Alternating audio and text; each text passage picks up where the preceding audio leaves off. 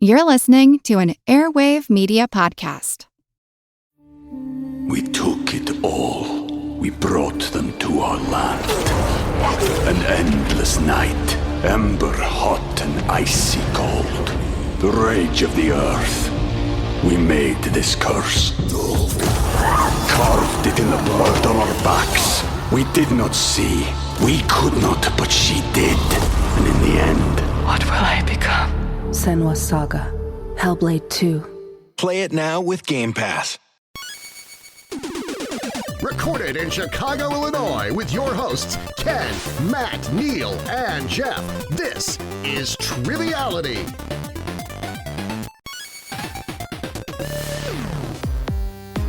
Hello and welcome to Triviality, the game where a lack of seriousness meets a little bit of knowledge. My name is Neal. Jeff, Ken, how are you today? Hello. Well caffeinated. How are you? I'm going to be extra sultry today because I'm a little under the weather here. You are a little under the weather, and is there a reason why your voice is gone? Yeah, so I went to the coffee conglomerate and I ordered like a fancy drink and they put strawberry syrup on it instead of caramel syrup and I had to scream at the barista. Oh, that's not good. That's why. No, not really. I just had a little cold and then I was out at a gathering and I had to kind of speak loudly and my voice kind of went after that, so... Did you carry a big stick or small stick, whatever that phrase is? What's that? Yes, he now carries a big stick. Speak loudly and carry a big stick, isn't that the quote? Yeah. Softly. Yeah. Speak loudly, right? Softly. Softly.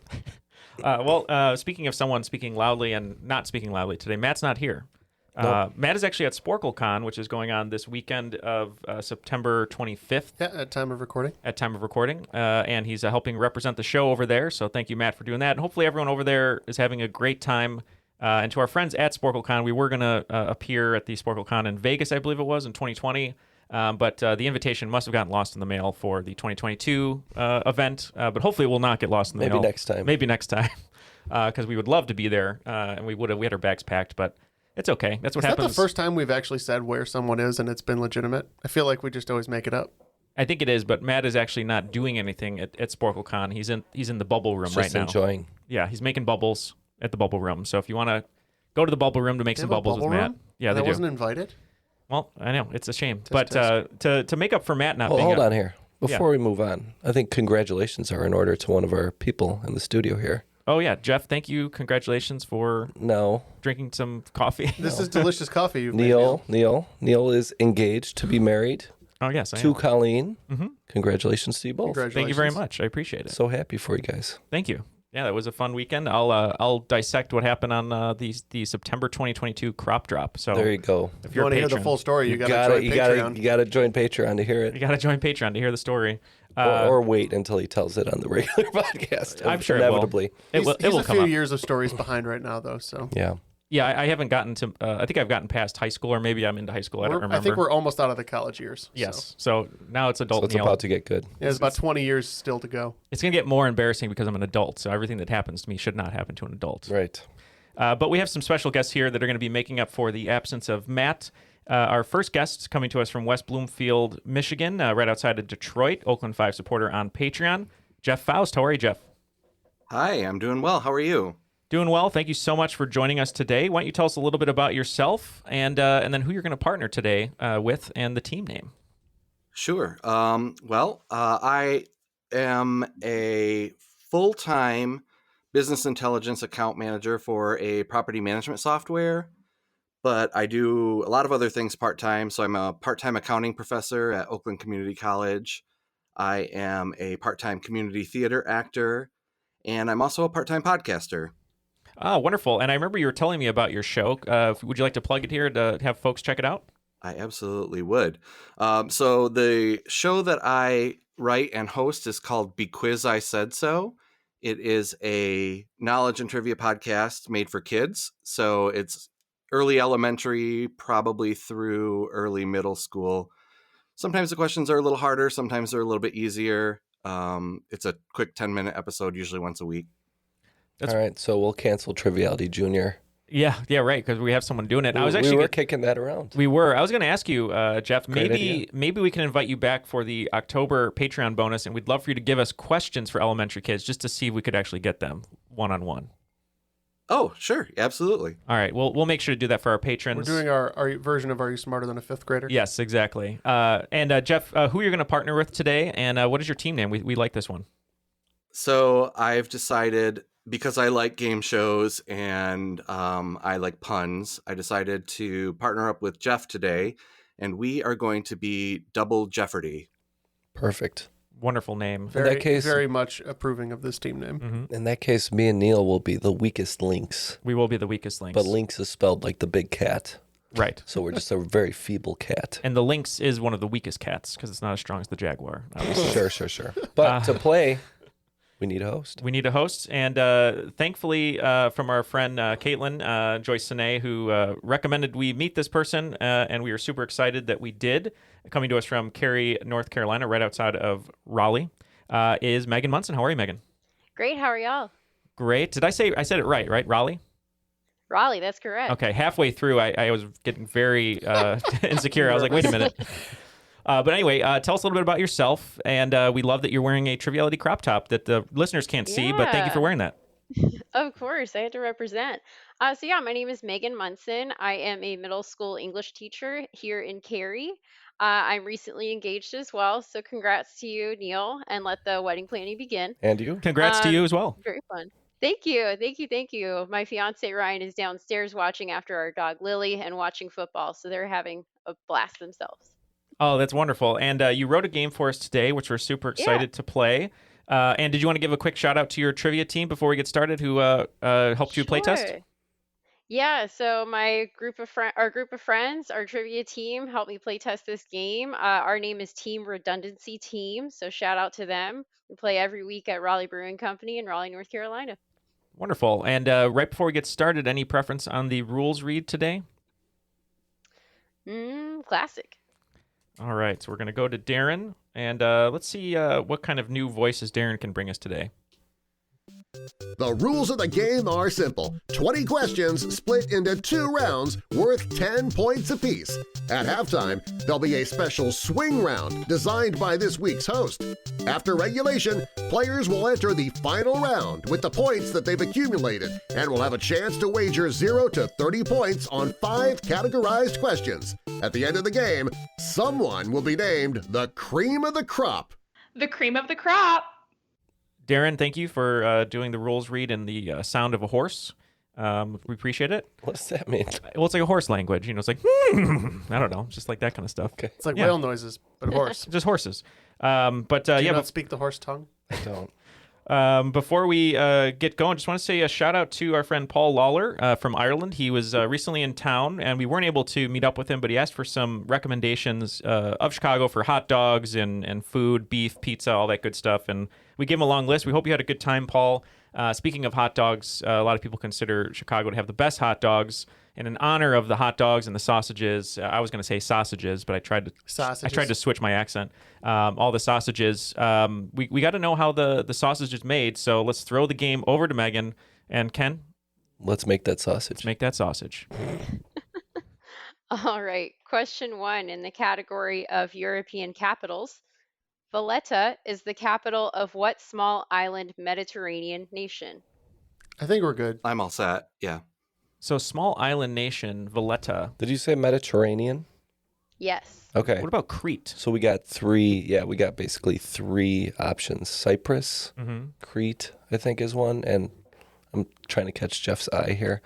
I can't remember what the third one is. I'm trying to remember Cyprus because Paul Hollywood, who I love from Great British Bake Off, he did a show where he was in Cyprus. He used to be a baker there, and they did a show in the capital. I'm just trying to remember if Valletta is the capital of Cyprus. I'm going to let you make the call. I was actually talking to Angie about this just the other day. We started watching another series of Bake Off. Yeah. And Paul Hollywood mentioned a type of Cypriot food. And I said, Neil actually once pulled the capital of Cyprus out of his butt on the show. I don't think it was Valletta. I don't think it was. Let's say Crete. I like it. Let's say Crete. I believe Crete is a Greek isle. But Jeff, you seem to know this right away, and I think we're on the same page. So. Yeah, I think we are too. It's how I like my liquor or my alcohol, Malta. Yeah, Malta is correct. Nice job. Well, that's how it's going to be. Yeah. And so is Crete even in the right range? It's in the right place. Yeah, it's in the Mediterranean. I just believe it's one of the Greek Okay, Isles. as long as we're in the right area. It's not its own nation, is what he's saying. Okay, so we were just what a bit are outside. the three? Malta, Cyprus, and what's the other one? I can't think of Wasn't there another one one. more? Okay. There might be another one. Yeah. I But thought there was one more. That's okay. What's question 2? All right, question 2. From supporting to star, Black Panther: Wakanda Forever is a sequel to the original Black Panther movie coming out in November. Who is reprising her role as Princess Shuri, the sister of the Black Panther, in the sequel, which is focused more on her character in part due to Chadwick Boseman's death? do you know this one, Jeff? I have an inkling. Okay. I am afraid that I'm not going to be able to pronounce it, though. Give it a go. I feel like it's... We do play by Jeopardy feel like rules, she so if was you have a last in name, that will be acceptable. I think she was in Us also. She was one of the lead actresses there. I don't think it's Lupita Nyong'o. Oh, it's not? Okay. No, Lupita? no, I can't remember the actress's name though. No, I think we're thinking of the same person, but that's she wasn't his sister in the movie, so I can't remember the actress's name though. So I think as a safety, we're just going to say Lupita Nyong'o, even though we think we're wrong. Okay, good guess. She is in the movie. Yep, she is. I pulled the last name right. Yep, Letitia Wright. Letitia. Yeah, correct answer is Letitia Wright. Okay, now on to question 3. In the category of California has mountains too. What is the tallest mountain in the 48 contiguous U.S. states? The top 10 tallest mountains in the U.S. are in Alaska, hence the category title. The only mountain that comes to mind in California right now is Big Sur. I don't think it's the right answer, but it's my best guess if you're okay going with it. Yep, sounds good to me. We were going to go with Gregor Clegane, the mountain, but I think we're just going to stick with Mount St. Helens because we don't really know. Okay, the correct answer is Mount Whitney, 14,505 feet tall. Yeah. And that's in California? Yeah. Yes. Yeah. Mm-hmm. That's in like Northern California, like by whatever national park you went to. Yosemite. It's close to Yosemite, I believe. Yeah. All right. Question number 4 is in the category of Bye Bye Boris. Boris Johnson resigned in July of this year. What is the name of Britain's new prime minister who was appointed 2 days before Queen Elizabeth II's death? We can lock in. As a good omen. No, I was just saying this morning that I feel really terrible because I do not keep up with current events, and this is not one that I knew. If she was going to say, when she said Boris, and I was like, oh, I know that's the prime minister of, I guess not anymore. So, yeah, I'm just trying to think. She, I watched like a couple of her little segments of speeches of hers, and she has very odd charisma. If she had, so to speak. Tell me I'm wrong. No, it's just funny. That's a great descriptor. You have very odd charisma. I want to say she has none. But you can't recall her name. The charisma score was... I can see her face. I'm just trying to remember. Boy, yeah, I can't remember offhand. That's a tap from you guys? Yeah. Yeah, this person I hear all the time on the BBC Minutes, a minute-long little update throughout the day. I got used to it, almost going to England last year, and now I'm just kind of listening to it every day for some reason, English news. But yeah, Liz Truss. Liz Truss. Ugh. Yeah, correct answer. As a friend of mine said, the one with the weird curtsying, her name is Liz Truss. Oh, yeah, I remember that. That's her bio on Tinder. It's the weird curtsy and, what was it, charisma? Charisma score 8. Odd charisma. Yeah, odd charisma and weird Odd curtsy. charisma. That's great. All right, question 5 in the category of 1900s U.S. presidents. Who is the only American president to have never actually been publicly elected president or vice president? Yeah, we can lock in, Jeff. So this is the plot of Designated Survivor with Kiefer Sutherland, right? Yes. Okay. I would expect that it's somebody who took over for a vice president and then became president due to the current president's passing. What about the dude with the flu or whatever with the speech? Whoever succeeded him. No, you said 19th Did you say 1900s or 19th century? 1900s. 1900s. So, in terms of dying in office or resigning, you have Nixon. Mm-hmm. So that would be Ford, and you would have Johnson for Kennedy's assassination, and oh right, I think that's it. Was Johnson? He wasn't reelected after he served office, was he? I think he might have been. Ford, Let's say Ford, maybe. I like Ford. So to answer your question, yes, Johnson was reelected. Of course, he really exacerbated Vietnam, and he pretty much lost all political goodwill. So where he could have run for a second term on his own because he hadn't served enough time, I believe they are correct. Gerald Ford was appointed by Nixon to replace Spiro Agnew. And then when Nixon himself resigned, Gerald R. Ford became the only unelected president. Yep, that's correct. Gerald Ford. Nice job. That's the only president question that I probably would have gotten. So I'm glad that's it. I was like, my weakness is, well, I have a lot of weaknesses, but presidents definitely is a weakness. Mine are mostly physical. And you're wearing a T-shirt with "We the People" on the front too. We the people means everyone. Amen. So, Nice. yeah. After 5, it looks like Double Jefferdy, not starring Morgan Freeman and Ashley Judd, with 20 points, and the weakest links with 30. All right, question 6. Category is science. What is the name of the actor who played Jesse Pinkman on the TV show Breaking Bad? He is also known for his roles in BoJack Horseman and Westworld. I think we can lock in his best role, as far as I'm concerned, is contestant on The Price is Right. I was just going to say that too. We can lock in over here with Aaron Paul. Yep. We also said Aaron Paul. Yep, Aaron Paul is correct. And your favorite movie of his, Megan, is Need for Speed?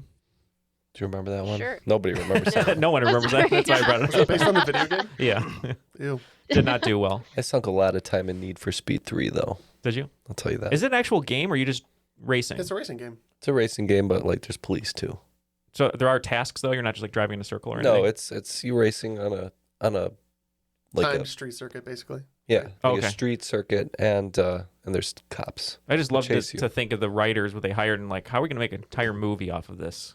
Of driving cars. That's the thing, is you could do anything. That's because true. the plot of the video game is so loose. All right, question number 7.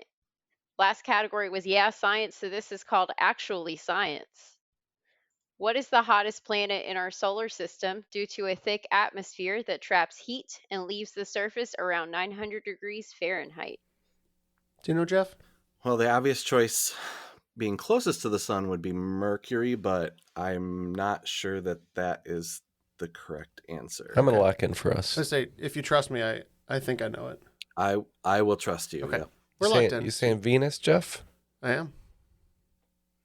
Hopefully you We guys bo- are we too. both say or you Venus, tricked me yeah. into it. Yeah. Because it has a runaway greenhouse effect. That's how I basically. was going to describe it. Well done. Yep, that is correct. Venus is the correct answer. Nice job. What does runaway greenhouse mean? So you know how we have a warming climate here on planet Earth. Mm-hmm.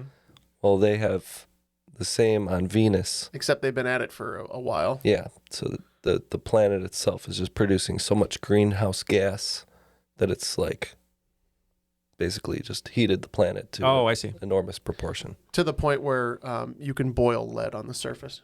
Wow. To be fair, it also has enormous pressure from the greenhouse gases. So Much like Jeff's bowel. I'm sorry. All right, let's get the next one. Awkward charisma. Let's move on to question 8, shall we?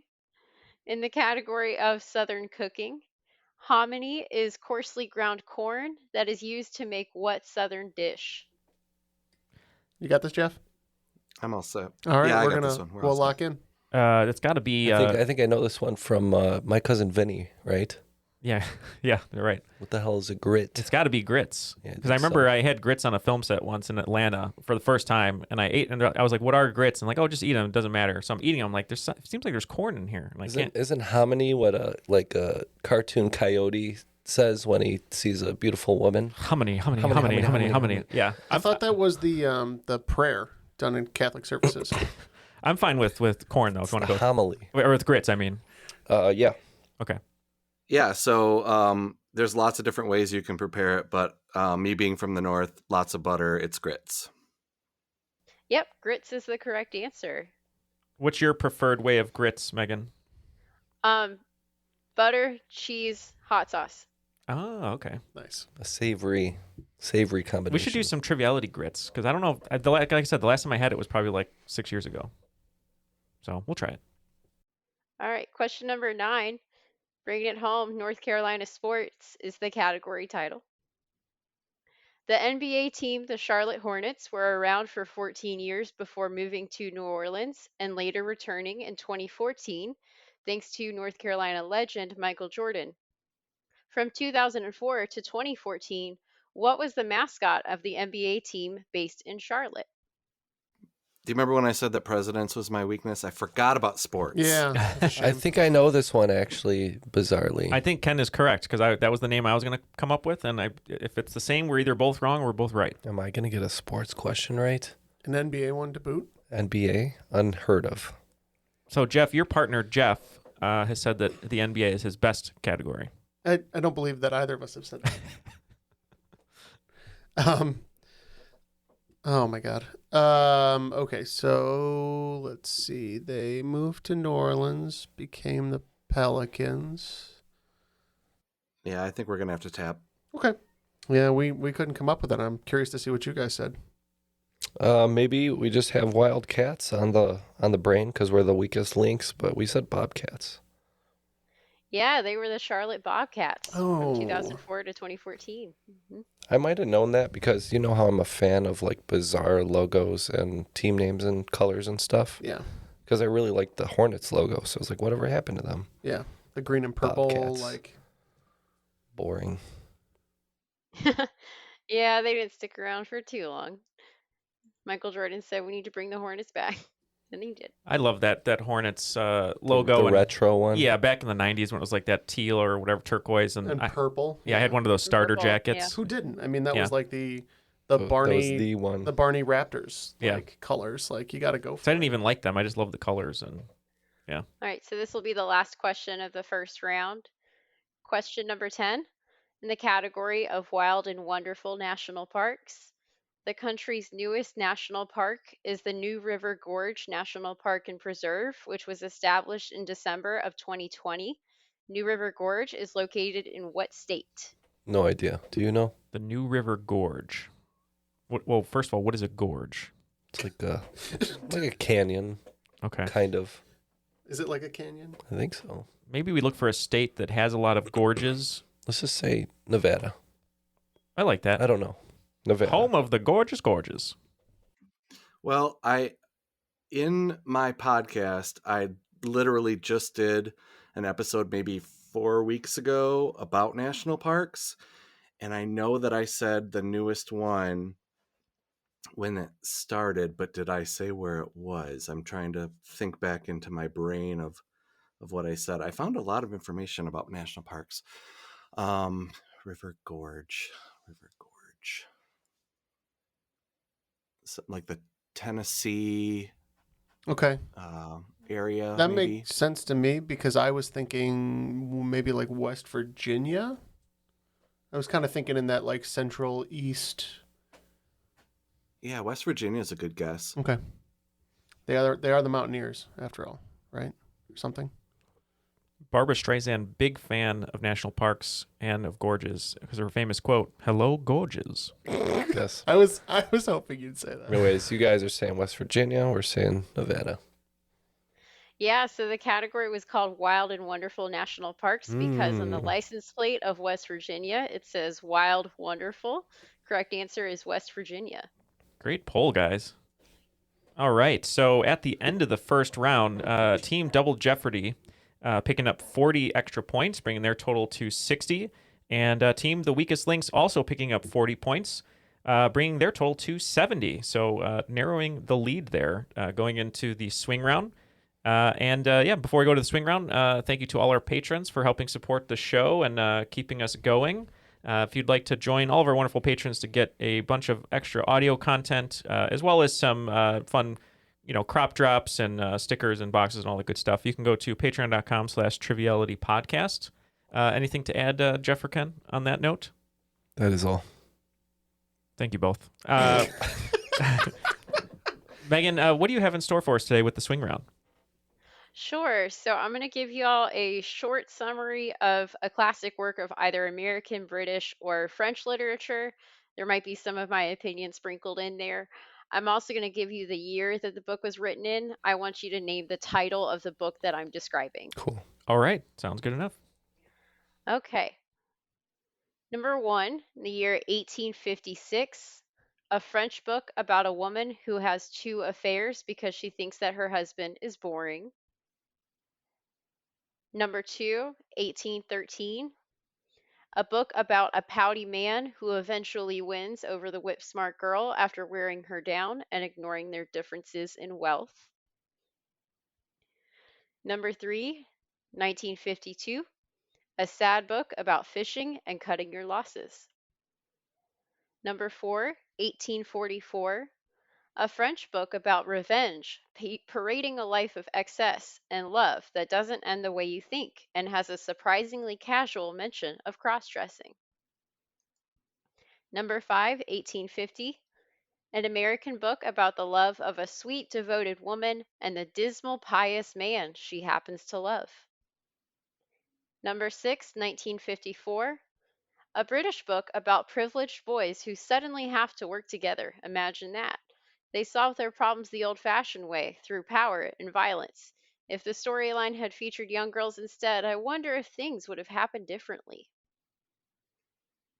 Number 7, 1818, a book about a crazed doctor who ignores his son, who he never even names. Number 8, 1925, a book about a dream-chasing man who throws lavish parties in the hopes that his ex will show up. Number 9, 1960, a book about how we should not hurt anything innocent, but we do, because people really stink sometimes. And then number 10, 1949, a book about a man who eventually admits he loves his big brother, even though his brother treated him poorly. All right, we have the descriptions. We'll be right back with our answers. We took it all. We brought them to our land. An endless night, ember hot and icy cold. The rage of the earth. We made this curse. Carved it in the blood on our backs. We did not see. We could not, but she did. And in the end, What will I become? Senwa Saga. Hellblade 2. Play it now with Game Pass. All the answers from the swing round are now locked in. Let's throw it back to Megan and hear those clues one more time. Sure. The first one is from the year 1856, a French book about a woman who has 2 affairs because she thinks her husband is boring. Here's one I remember reading in high school. And Jeff says it's not French, but it seemed kind of French to me. We said The Awakening. Yeah, so we were thinking that it was a double identity thing, and so we went with Madame Bovary. Yeah, correct answer is Madame Bovary by Gustave Flaubert. I believe Chopin was from Louisiana, which I think is where you're getting the French from. Yeah. All right, and then the second one is from 1813, a book about a pouty man who eventually wins over the whip-smart girl after wearing her down and ignoring their differences in wealth. Ken held my hand when we wrote this answer, and my other hand was straining in just nerves, and we locked in with Pride and Prejudice. We two said Pride and Prejudice. That's right, Pride and Prejudice, Jane Austen. So a little quick story from high school. I played Mr. Collins in Pride and Prejudice, the creepy, Oh, yeah. I don't even know what you'd call him, like a man of the clergy who's trying to chase after Elizabeth Bennet. And I did a really weird accent, but I stayed in character the entire time. Did you do that one accent that I like? Which one? It smells of coriander. It was close to that. This is literally my accent, and I would not drop the accent while we performed all week. And I was like, Hello, ladies, it's Mr. Collins here. That's the one. That's the one. So I did that accent, and then that was the play that during rehearsals, my friend threw a long football pass, and I ran full speed into a tree. Do the line that I love. His perfume smelled of almonds and coriander. Thank you. There you go. All right, question 3. The year is 1952. A sad book about fishing and cutting your losses. We said The Old Man in the Sea. We also went with The Old Man in the Sea. Yes, The Old Man in the Sea by Ernest Hemingway. All right, number 4, 1844. A French book about revenge parading a life of excess and love that does not end the way you think and has a surprisingly casual mention of cross-dressing. I believe this is Count of Monte Cristo. We were having trouble placing the cross-dressing, and then it occurred to me I think there's some ladies dressing as men in that. So, Yeah, just based on the approximate year and the word revenge and French, we said Count of Monte Cristo.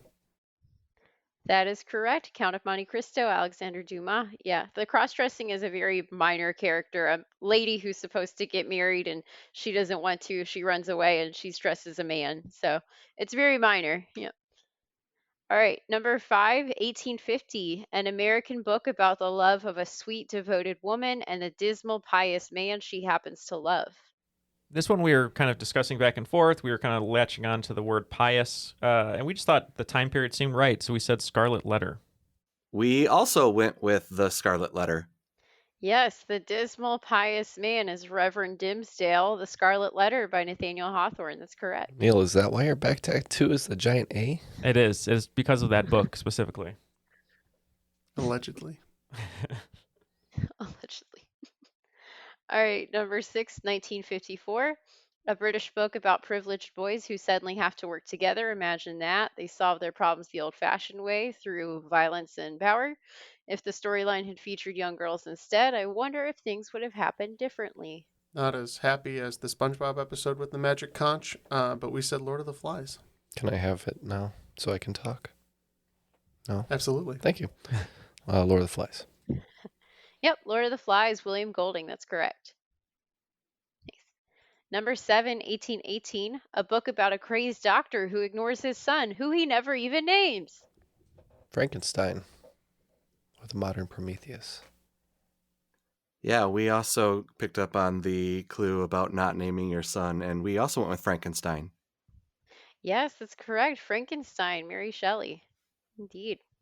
Just called him the creature the entire book. So, But didn't really have a name. like Matt with all of us when we record. Yeah. All right. Number 8, 1925, a book about a dream-chasing man who throws lavish parties in the hopes that his ex will show up.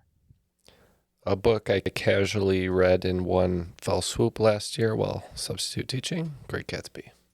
Yeah, we agree. We said The Great Gatsby.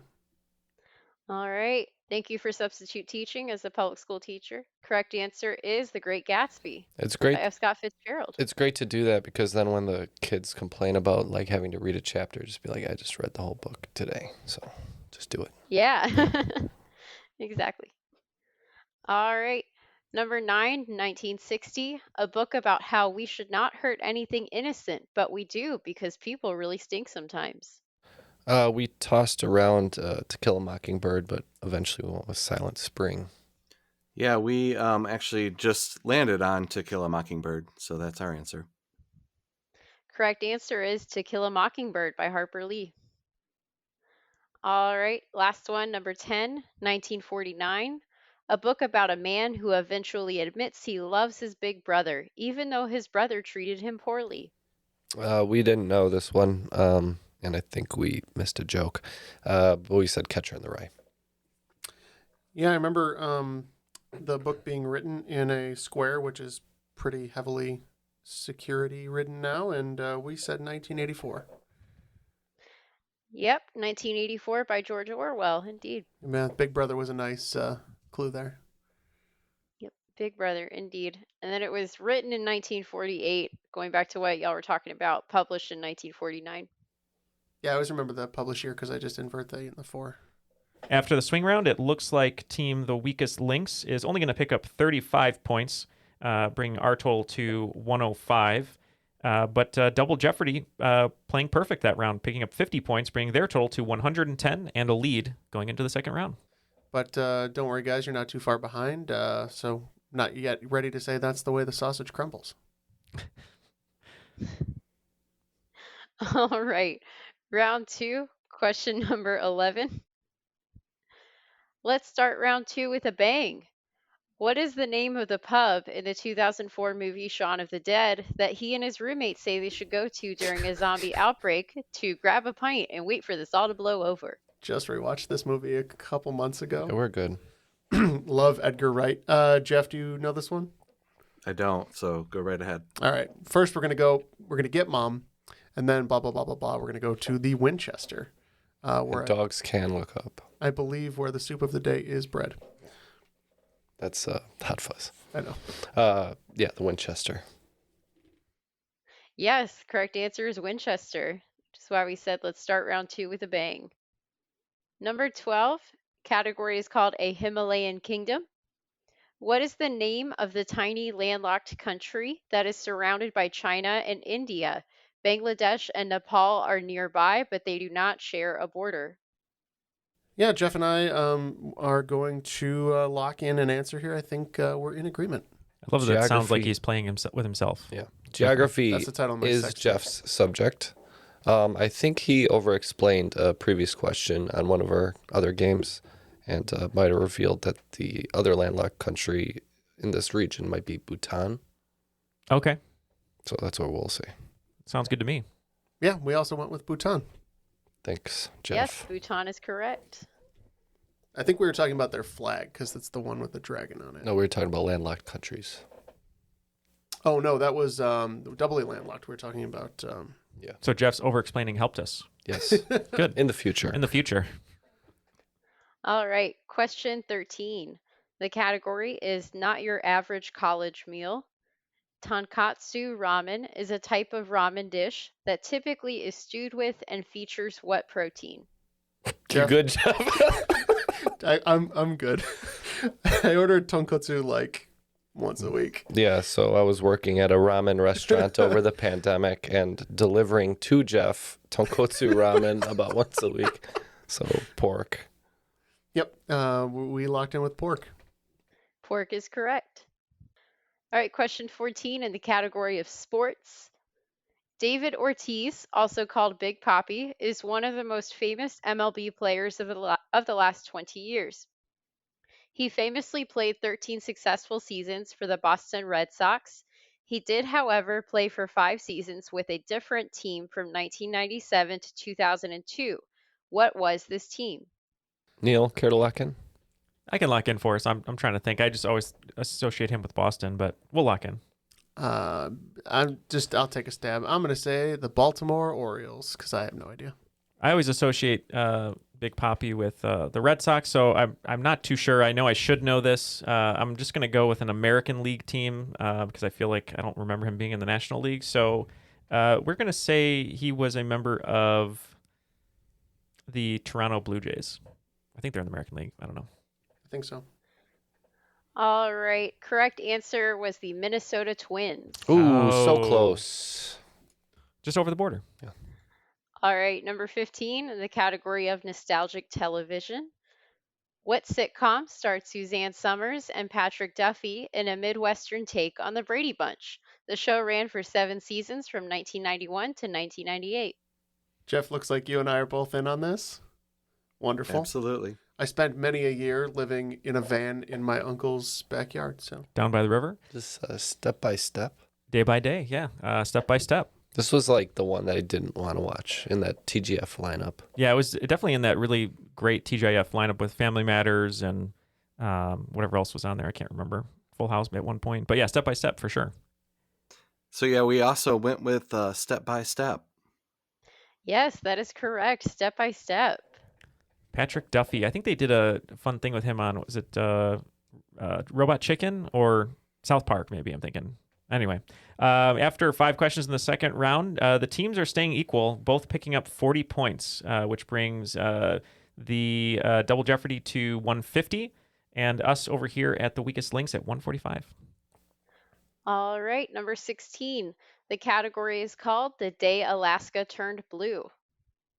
What is the name of the Democratic politician who defeated Sarah Palin for the Alaskan Congressional House of Representatives seat in the beginning of September? No. I saw so much news about this, and I read every article, and I just don't even know. I did too. I Like feel me bad. with Liz Truss. I was engaging in more Schadenfreude watching the disappointment video of the realization that they lost. But I'm well informed, and I just can't Yeah. remember names. I can't remember names either. I'm trying to.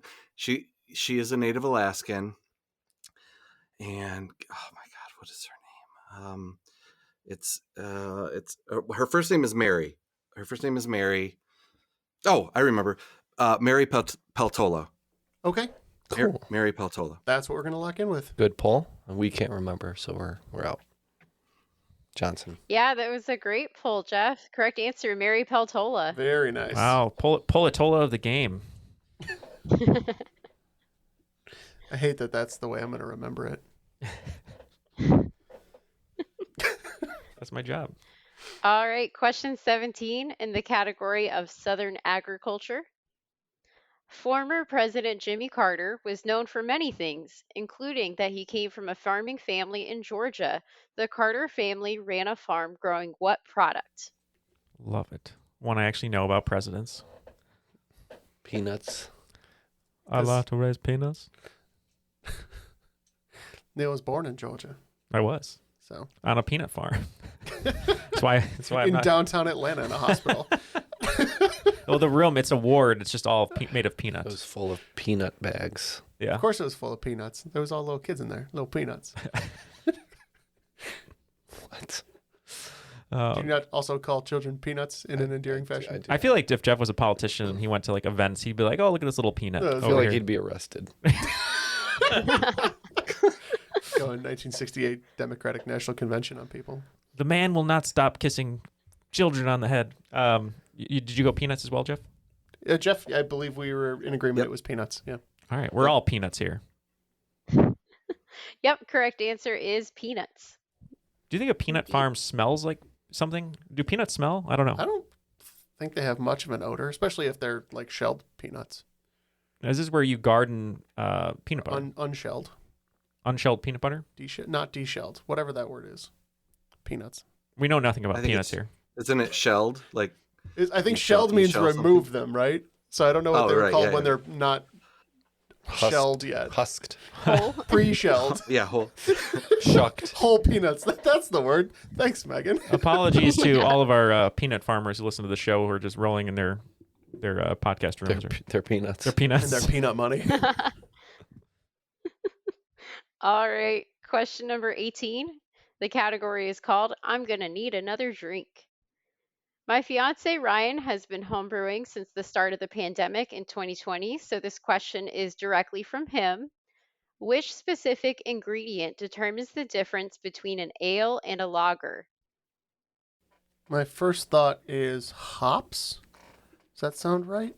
Well, yeah, I was thinking. So an IPA, a pale ale, is very hoppy and it has hops, but I don't know if it was a lager. Is that what we said? A lager? Yeah. No, a lager. I don't know if lagers have hops in them, but I do know that ales do. Are you comfortable going with that? Because I don't know much about beer. Yeah. Okay. We are going to I'm lock good. in with hops. I would think that they both have hops as the base, but I think lager might have the addition of wheat. So we said wheat. All right, so the correct answer is the type of yeast. Oh. Oh. I was like, they both have yeast, right? They do. It's just so apparently bottom fermenting yeast is what's used in a lager and top fermenting yeast Ah. is what's used in an ale. Interesting. So does your fiance, he makes different types of home brews now. Are you sampling all of them? Oh, yes. It's been a lot of fun. And does he have really cool names for them at all yet or no? No, we're keeping it pretty vanilla because he's not trying to, market it or sell it anywhere. So he's just like, this is a cherry wheat. And But I'm like, let's you gotta name it. That's the what best name is part. that? That's the Yeah, best part. exactly. Well, I agree. maybe both of you and ask him too. Like maybe you can name one after Triviality somehow, and it'll be our official Oh yeah. our official brew. It'd be a Netherlands style Dutch boy. Yeah, something like that. Neal's favorite, of course, is a Pilsner, baby. That's great. All right, so our next beer is going to be Triviality representing. That Sounds good. great. All right, cool. Number 19 is in the category of good old North Carolina boys. What is the name of the Southern folk rock band known for such songs as No Hard Feelings, Murder in the City, and I in Love and You? They are originally from Concord, North Carolina, outside of Charlotte. All right, so we really don't have a good idea on this one, so we're just gonna lock in with some trash tier.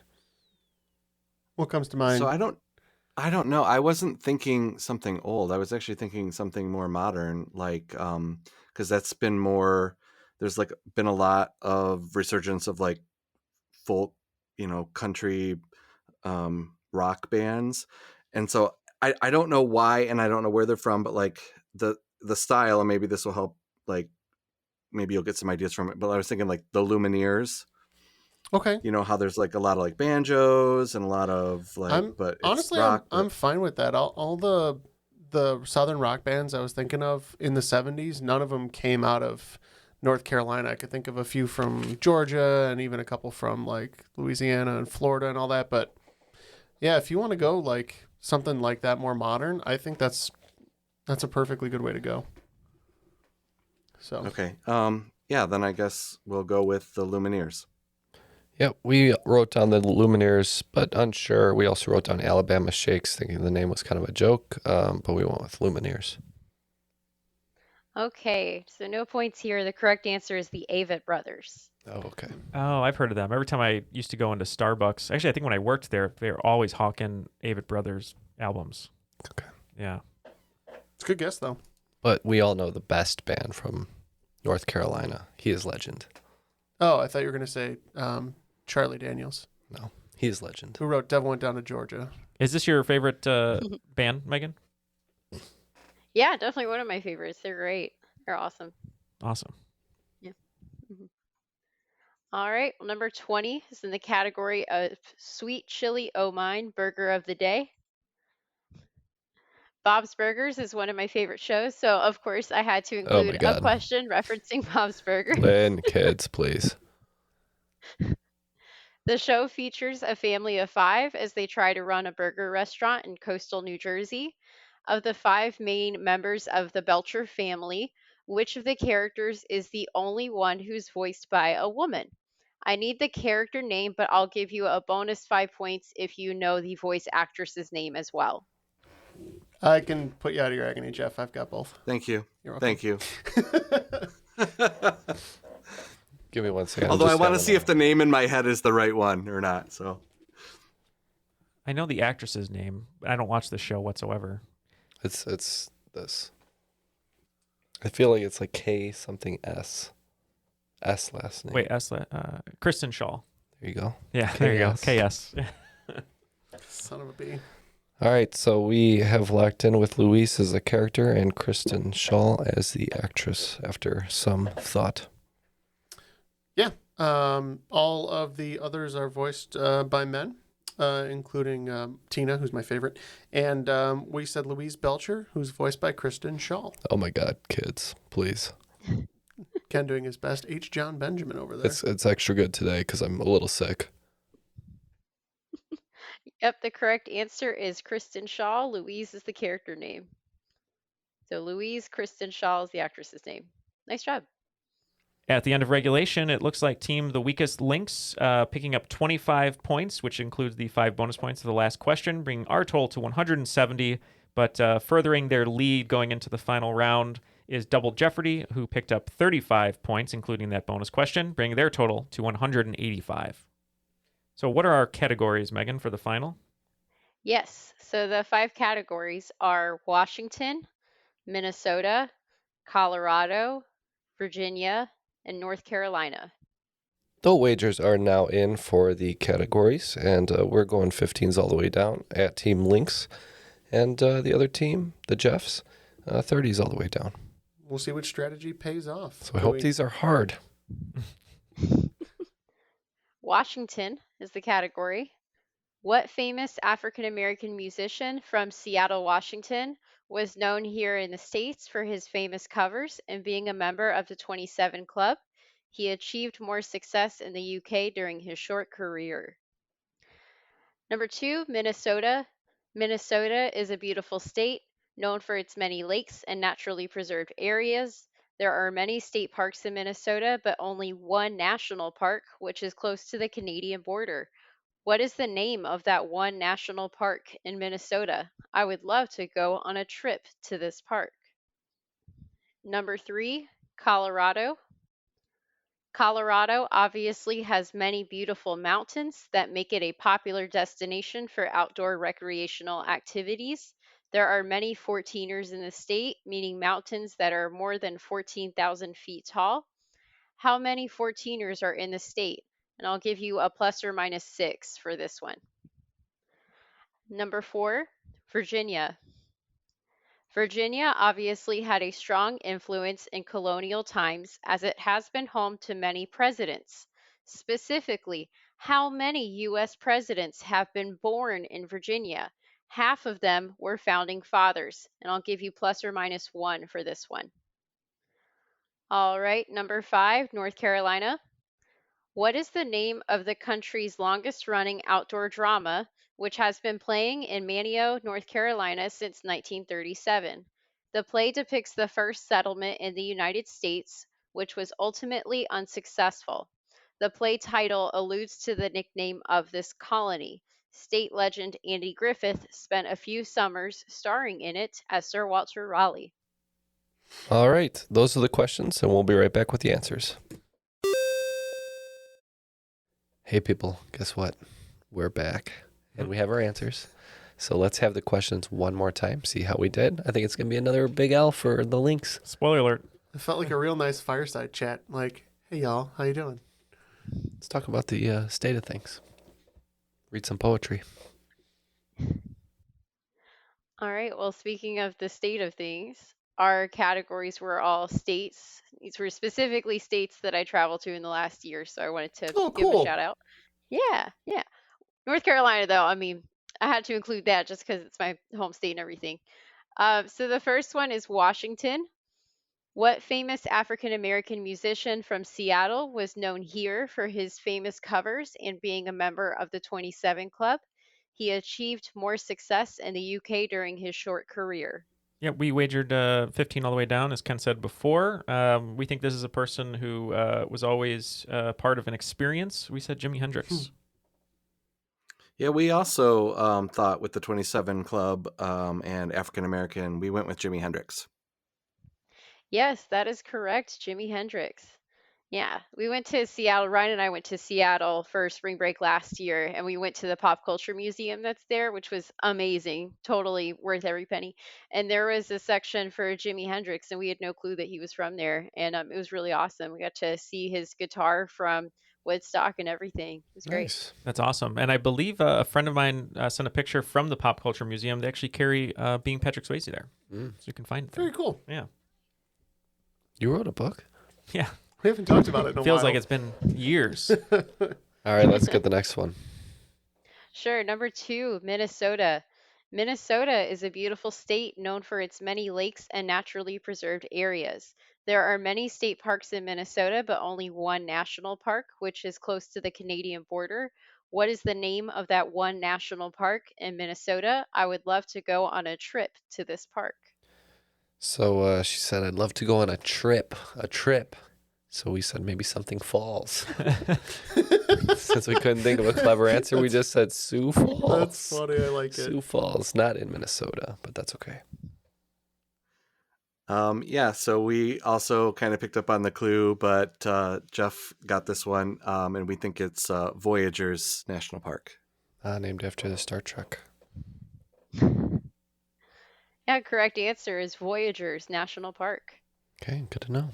Indeed. All right. Number 3, Colorado. Colorado obviously has many beautiful mountains that make it a popular destination for outdoor recreational activities. There are many 14ers in the state, meaning mountains that are more than 14,000 feet tall. How many 14ers are in the state? And I'm giving you a plus or minus 6 for this one. Boy, no idea. So we just kind of did the game theory guess and said 46. Yeah, we also didn't have a solid number, so we went with 60. All right, Double Jefferdy's getting the points Get here. out of here.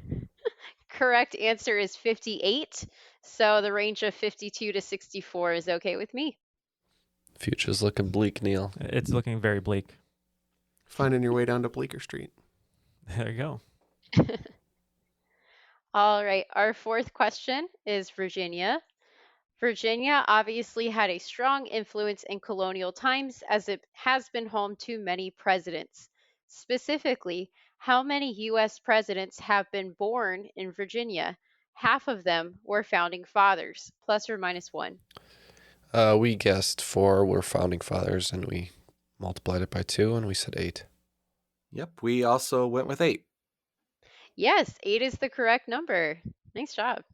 So those 8 who were born in Virginia, not necessarily grew up in Virginia, but born in Virginia, were George Washington, Thomas Jefferson, James Madison, James Monroe, William Henry Harrison, John Tyler, Zachary Taylor, and Woodrow Wilson. All right.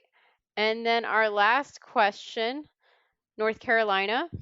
What is the name of the country's longest running outdoor drama, which has been playing in Manteo, North Carolina since 1937? The play depicts the first settlement in the United States, which was ultimately unsuccessful. The play title alludes to the nickname of this colony. State legend Andy Griffith spent a few summers starring in it as Sir Walter Raleigh. Now I hear a nickname in the question, so we're probably not right, but we thought the play could simply be called Roanoke, maybe with like an exclamation point at the end. Yeah, and a lot of whistling. Yeah. We weren't 100% sure, but we think that it might have the nickname of the Lost Colony. So we went with the Lost Colony. Correct answer is the Lost Colony. Nice job. Yeah, I grew up on the beautiful Outer Banks of North Carolina, watched this play every summer. Went to a camp for this play one summer that had all the actors and crew members. And as kids, you put on your own mini version of the play. And I just had to share this story. I was in like 8th grade. My sister was in 6th grade. And she was cast as Queen Elizabeth, very royal and regal. And I was cast as Old Tom, who was the town drunk. Who had more lines, though? She did, but I had more time. I had more laughs out of the There crowd. you go. So, And now you have your own. Your sister was going for gasps because laughs are cheap. Well, and your sister didn't grow up to have your own homebrew at home, so now you can actually be the town drunk if you wanted. Yeah. Megan also has a weird habit of going around and just carving random things into trees. So. At the end of the game, it looks like the weakest links, unfortunately, didn't have enough claw power to claw back into this game. We lost 15 points in the final round, bringing our total to 155. And today, it looks like Double Jefferdy picking up 150 points, batting perfect in the final round, bringing their score to 335 points, which means they are today's cream of the crop. The cream of the crop. Nobody does it better. Well done, Jeff. Thank you for being an excellent teammate. You had some excellent pulls in there. You can't stand up to that kind of power, Neal, you know? You can't. You can't. Not double Jefferdy. Not 2 Jeffs. Single Jefferdy, maybe. 1 Jeff you could take down, maybe. 2 Jeffs. Double Jefferdy. And Jeff, we loved having you here, and it was so much fun having you on the show. Not you, Jeff. Oh, you, I was going to Jeff. say thank you. Not our Jeff. But we'd love for you to, if you have any final words or shout outs, obviously we're going to be checking out BeQuiz I Said So, and we'd love to have you back on one of our Patreon bonuses to test if we are as smart as the elementary students who possibly listen to your show. But yeah, any final words from you?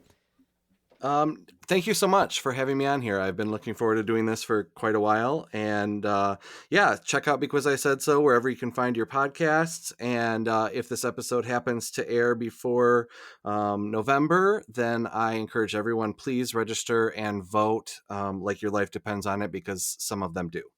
Thank you. Wise advice for everyone listening at home. And Megan, thank you so much for putting together this game. Such great questions across a wide range of topics. We loved it. Anyone you'd like to shout out to? Any final words? Yeah, thank you so much for having me on. This has been a lot of fun. I've been listening since 2018, so this was fun to finally write a game and come on the show. This has been great. Yeah, it's been nice to put a face to all your voices that I've been hearing for the past 4 years. So giving a shout out to my fiance Ryan, who's downstairs, and our dog Lily, of course. My friend Caitlin, who introduced me to all of y'all and got us started with writing and setting up this game. Shout out to Caitlin. Team Redundancy team, my team back home, and my coworker friends Claire and Matt, who are listening in and who introduced me to the show in the first place. So thank you. Awesome. Oh, that's wonderful. Yeah, thank you to all of those wonderful people who we know and who hopefully we'll meet in the near future. Please tell Ryan to get working on that Triviality brew for us. That'd be great. Got it. But yeah, thank you both for joining us today. We do want to mention this podcast is part of the Airwave Media Podcast Network. If you want to go and listen to some other great shows like Good Job Brain, which I'm sure a lot of you are familiar with, as well as shows like Redacted History and The Movies That Made Me. You can go to airwavemedia.com to listen and subscribe and join us over there. We're so excited to be part of the network. And that's going to be our show for today. So thank you to Jeff and Megan for joining us. For Matt, Jeff, and Ken, my name is Neal, and we will see you next time on Triviality. I think I came up with the name for the beer. It's Lowbrow. That perfectly describes our show.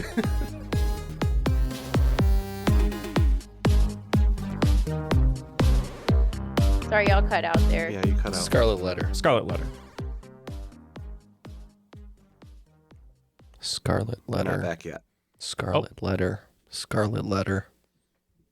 Okay, Scarlet Okay, Letter. now we can hear you. There we go. Okay.